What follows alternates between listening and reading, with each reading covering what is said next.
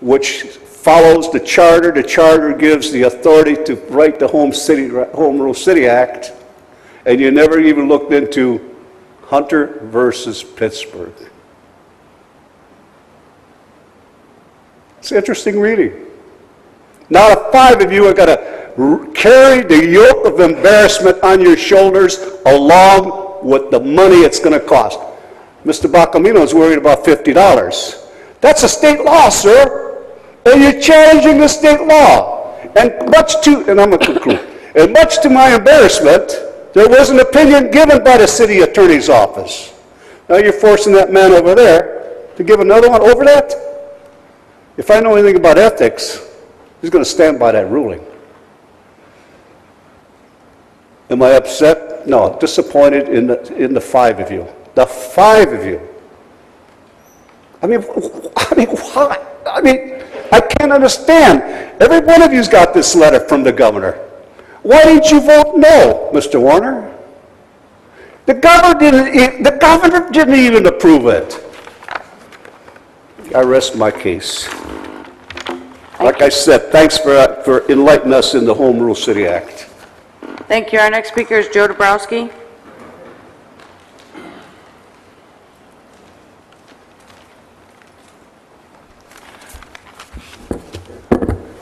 Good morning, Council. I was wondering if we were going to make it into Wednesday morning, back to the good old days. Just a couple things I want to touch on here real quick. Going back to the budget, again, I think you need to remember to touch on the ZBA, the Planning Commission, the Council Office. Some drastic cuts can be made there. One that's a real touchy subject, I know a lot of you guys don't like to touch on this one, a lobbyist. It's a real nice luxury to have. I have yet to see any document where that has been of a real financial gain to the city. A real financial gain. I've heard stories of reports of different meetings with council people, different meetings with the administration. If you can show me some documents where the man has actually generated some revenue and been of a financial value to the city, that's one thing. Otherwise, that's a luxury we just cannot afford in these economic hard times. But the one thing that I found really fascinating in the last couple days, the last 3 or 4 days, the majority of people going around talking are predicting the vote on the budget will be exactly the same as it was last year, and it'll be the same exact people that will vote for the budget that voted for the budget last year. And it's going to be real similar to what the mayor proposed. So I find that rather fascinating. And those of you who voted for it should have a rough idea who I'm referring to. And what I'll do is I'll make a list of that, and I'll bring it to the next council meeting, and I'll hold it up for everybody to see, and we'll find out how accurate it is. We'll find out who the real stooges are, because for a long time now it's been the taxpayers, but we'll find out. And then the last thing is, I noticed on the agenda tonight, we had a member of the administration here for 2 items, and the items were A and I. Why would those items not be together? Instead of having that person wait from A to I, why wouldn't you put them on the agenda back to back instead of having them sit around? Because I'm sure they're getting paid to be here. So I think you guys need to renegotiate the way the agenda gets set up. After all these meetings, and I don't want to throw any of you guys under the bus, but last night I heard a lot of you guys complaining about this agenda being so ridiculous. I don't know why nobody had the nerve to say anything tonight. Maybe you still will. But with all the meetings you guys had, I know you guys have got to be dog tired, and for this agenda to be this long is absolutely inexcusable. Thank you. Okay, we'll move to the next agenda item. Next agenda item, 26A, tabled on 4/12/2011, Councilwoman Kathy Vogt, discussion in Ray, consideration of redistricting map.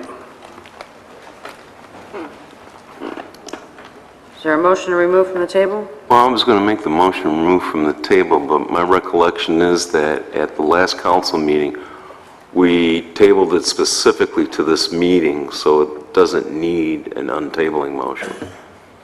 Yeah, it still needs to be untabled. Okay. So you care to make the motion to take it off the table? Sure, I don't think it's necessary, but I'll move to take this item off the table. Support. Thank you. All right, Mr. Liss? Yes. Ms. Vogt? Yes. Mr. Warner? No. Mr. Stevens? No. Mr. Sadowski? No. Mr. Green? No. Ms. Comartin? Yes. Mr. Bacamino? No. Camp, yes. The item remains on the table, 5 to 4. Next agenda item, I have a point of order. Mr. Liss? I would like to have the council secretary take a look at the minutes, as I think that this item, I think the Robert's Rules of Orders call that if it's been tabled to a specific date, actually technically it should be adjourned to a specific date. But if it's moved over to a specific date, it doesn't need a motion to untable, but I'll leave it at that. I'm only going to comment to the extent that I do not have a copy of Robert's Rules of Order with me personally at the moment, and being that past practice on any tabled item, even when tabled to a date specific, we have always made the motion to remove from the table. I know, and it's not really the way it should be in Robert's Rules. next agenda item is 26B. Council President Mary Camp and Ray request for a moratorium on the installation of smart meters until such a time where a study of the effects can be conducted and a committee of the whole can be scheduled to discuss these findings. Thank you. Just briefly, this comes out of the fact, obviously, we've all seen members of the audience have come forward about their concerns in regards to smart meters.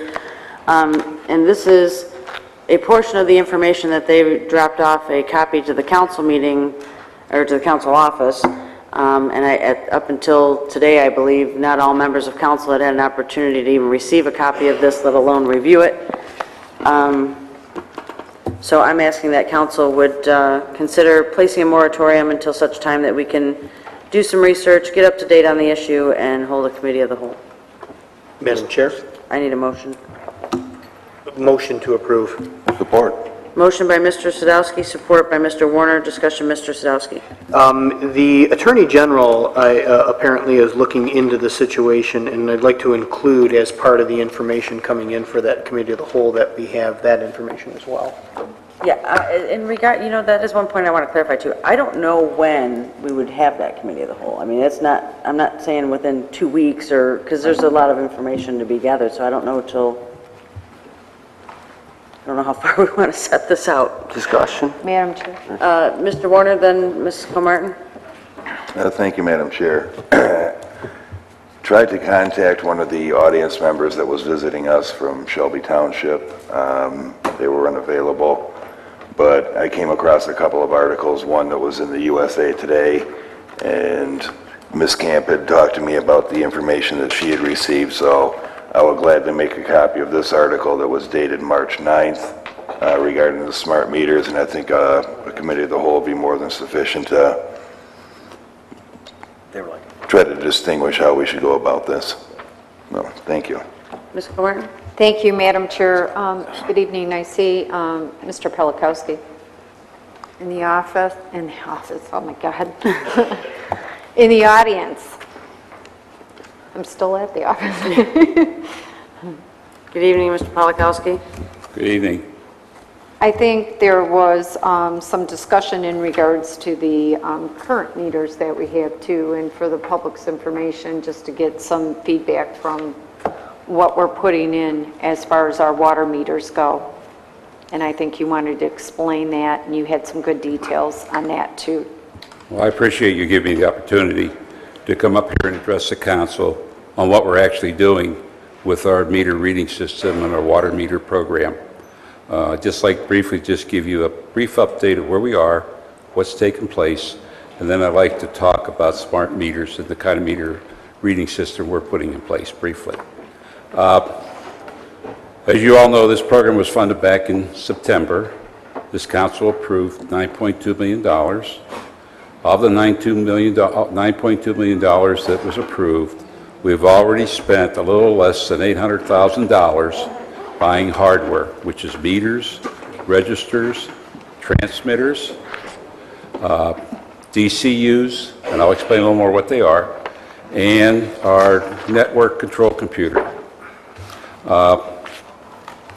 We've been working since late last year pulling together the billing software. We have been working very diligently here over the last month and a half, 2 months, extracting our data out of our old billing system, loading it into the new system, and we've been running training with that data on the new system with our customer service people, our administration people. Today we started training with our water utility operators on how to utilize and do maintenance on the current new system coming in. So that just started today. This week we'll be finishing more training on the meter reading system, and on May 8th we will operate both systems in parallel, our old IDC current billing system with our new system. Barring any setbacks during that period, in early June, we expect to go live with our new billing system. That means we will kill the old billing system. Once that's up and running, then we'll actually start doing our changeouts with our meters. And we will probably start with our 1.5 and 2-inch meters first. We've got approximately 1,100 of those to change out. So we'll start with those. Those are some of our larger meters, then work into our compounds, and then into the residential meters. So that is our current plan, and we are pursuing on schedule to that plan.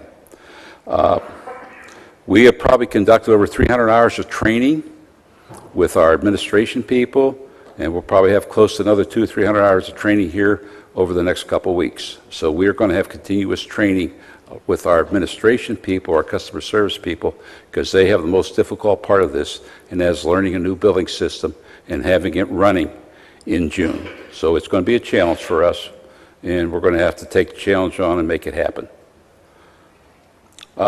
Meter system we have, and what I brought a couple components. This is the kind of meter, it's a 5/8 water meter that we'll be installing in the home. It has a register on it. It's an encoder type register. Connected to this register will be what we call our MTU, data transmitter or transponder. This will actually send a signal from the register to what we call our data collector units, which will be located in the city. This unit operates on a 3.6 volt system, AA lithium battery. This has a 20-year life, 10-year full life, and the balance of the life is prorated over the balance of the life of the unit. This is a hermetically sealed unit. It'll be installed, both the meter will replace our current meters, and this will also be installed inside the home. The boxes we have outside the home, which are touch pads and what we call ARB boxes to read the current system, will be disconnected from the system. This device will be sending a signal one way. This is not what we would call a smart meter. This only reads the meter. It has no capability to operate any device inside the home and turn off water or anything else. It's one way. Smart meters are two-way, which means they can communicate in and out.